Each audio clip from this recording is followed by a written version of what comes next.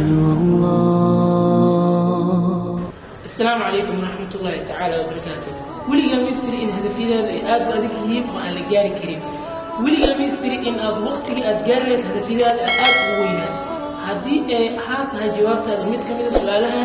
هذا واحد وبنت إن آد بيجيسته شيء هذا ليريس ويلين. ليريس ويلين وانين تضبطني تضبجيرها وحاولنا آد وجعلي حاس كيسة وحين إسقبين كنتم يتواصلون. ليري وحو جاري هير وحاس كيسة جعل درتين وقياس كل وايد الآن تدير سوق مغالها. هذا طبعاً تين ليري سبل كيسة واكن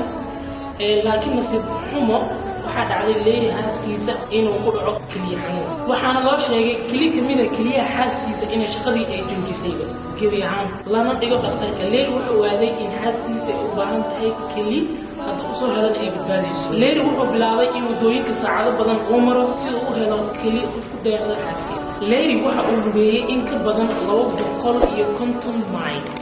maalin ayuu waxa uu lugeeyay iyadoo cimilada aad u kulushahay 15 inta leeri waxa dhibaato ka haystay jilbaha waxaan ku adkeed inuu lugeeyo dadku waxay ugu deeqayeen lacago laakiin asigu wuxuu u jawaabayay uma baahni wax lacag laakiin waxaan u baahanahay hal kali oo xaaskeyga aan ku badbaadiyo leeri waxa uu lugeeyay sanad dhameystiran ilaa uu noqday 78 jir sanadan